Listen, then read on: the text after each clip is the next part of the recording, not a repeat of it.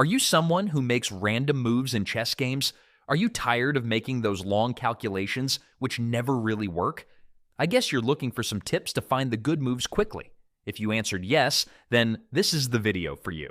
So make sure you watch this till the end, because this is going to be really useful for you.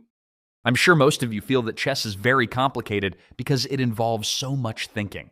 You are already trying to find too many answers during a game, like, what is my opponent thinking? What is the best move that I can play? Am I calculating correctly? Should I attack? Should I defend? Different strategies, tactics, ideas, so many questions you have. But hold on, are these the right questions to ask? Well, that's what we are going to focus on in this video. In this chess masterclass, I'm going to share with you a simple 5-step thinking process, and I can guarantee that if you follow this systematic approach of thinking, then you can easily take your game to the next level. Okay, so what are these 5 steps? It is the popular SWOT analysis plus one extra step, which I will discuss at the end of this video. As most of you already know, SWOT analysis stands for strengths, weaknesses, opportunities, and threats. How will we apply all these to chess? Well, I will explain that through different examples. So I request you to think along with me, and this will be well worth your time. Okay, so let's say in this position, you're looking to play pawn to d3. How will you evaluate this move? What should be the correct questions you should be asking yourself? When we are talking about your move, 2 basic questions need to be asked. What are the strengths of this move, and what could be the potential weaknesses of this move? So let's analyze the strengths first. What will this move achieve?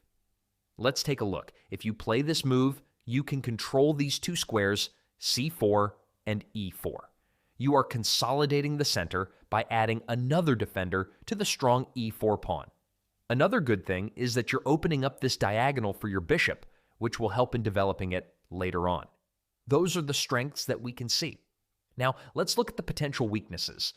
When we talk about weaknesses, you need to compare and evaluate. So this is how it is at the moment, and this is how it will look after you play this move. What's the difference? Does this move create any weaknesses? The obvious one is that you will lose control over these 2 squares, c3 and e3. Also, this knight becomes undefended, which makes it vulnerable to attack. Plus, this diagonal is also getting blocked, which will make this bishop less effective, and you can also say that your king is getting slightly exposed, which makes it a candidate for potential checks and pins on this diagonal. Now, in the same position, let's try and evaluate another move. Let's say you're also thinking of playing bishop to b2. Same thought process, strengths first. What does this move achieve? It provides additional support to your knight. It provides support to your rook as well, which was undefended earlier. It develops your bishop on this long diagonal anytime you can launch an attack on the center after moving your knight. Okay, now let's find the weaknesses. What will this move no longer achieve? The only thing I can think of is that this pawn will lose a defender. But we still have other pieces guarding it, so it shouldn't be a problem. Another one is that this bishop will be undefended on this square, but we do not see any immediate threats as such. So that's also fine. Okay, now we have all the basic information about the strengths and weaknesses of both these moves. What do you think, which is a better move? Pawn to d3 or bishop to b2? You can answer it in this poll by clicking on the I button above. I would think this should be an easy one, but still, let me know in this poll. Look, there are always going to be some strengths and some weaknesses behind each move. Your objective should be to gather as much information as possible and use that as a basis for evaluating your moves. As you saw, we did not perform any calculations, neither did we think too far ahead. Our focus was mainly on the move at hand, and that's it. If you have this basic information, it becomes so much easier for you to decide whether you should play a move or not. Anyways, let's go a step further. Now we will see how to analyze your opponent's move, and that's where we need to discuss about opportunities and threats. Let's take a look at this game. The material is even. It's your opponent's turn, and he plays knight to e4. Just like we did earlier, we need to think in the same way, but this time it's for our opponent's move. So, what are its strengths?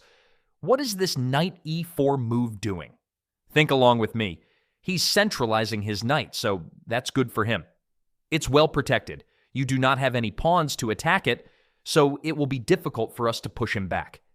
This knight is now attacking these 8 squares, And out of all these, we need to be particularly careful about knight f2 and knight g3. But at the moment, we have them well covered. Also, if you notice, by moving this knight, black has opened up this diagonal for his bishop, making it a more active piece. Let's do a final check. Are there any immediate captures or attacks that he has against us? Where his knight can capture this pawn, but it is well defended. He can take this knight, but that is also well covered. So you can safely say that there are some things you need to watch out for in the future, maybe, but there are no immediate threats as such. Now, let's look for any opportunities. For that, we need to find the weaknesses of this move. Has he left behind any holes in this position? Let's find out, compare, and evaluate. Earlier, his knight was guarding these 8 squares. He's not doing that anymore. So, can you find an opportunity here? I guess you found it already.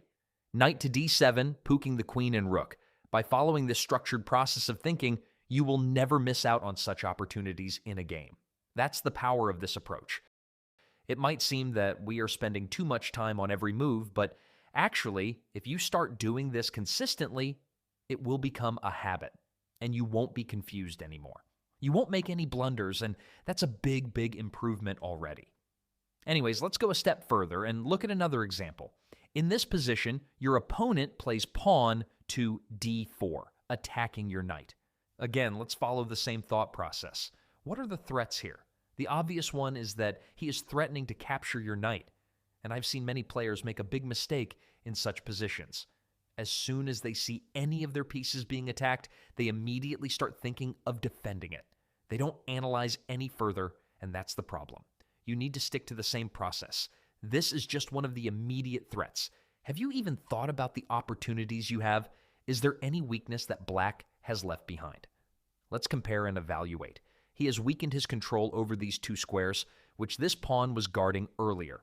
Another point is that this move might result in pawn exchanges, and soon we might have an open center, and considering this, black king is still in the middle. This is not necessarily good for black. Okay, what else? Can you see this pawn? As a result of this move, this pawn is now fully exposed. Can we launch an attack on this undefended pawn? Of course we can. Our bishop is attacking this diagonal, so we can simply gobble up this pawn, and on top of that, it's a check. So, black cannot take your knight. Instead, we take his rook first. This brings us to our 5th step, which is also very important, and that is to always look for opportunities, even when there is an immediate threat. It's all about positive thinking. Before reacting to anything, just ask yourself, should I react to this? Is it even necessary to react to this? That's an important question to ask not only in chess, but even in life. Anyways, I hope you're enjoying this video. If you are, then hit that thumbs up button right now. It really motivates me to provide more quality content on this channel. Okay, let's look at another example. In this position, black plays pawn to f6, attacking your knight. Following the same thought process again, just like the last example, the immediate threat is that he's attacking your knight. Now, comparing it to the previous position, we can see that this pawn is no longer controlling these 2 squares, so they are relatively weak. His king is also slightly exposed along this diagonal. We have the basic information now. So, can you think of any way to ignore this threat and play a stronger move? I must remind you that you need to be extremely careful while ignoring any immediate threat.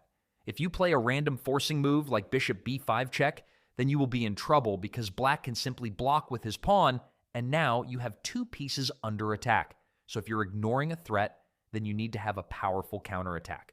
So please double check before taking any risks. Okay, that's it for today. See you in the next video.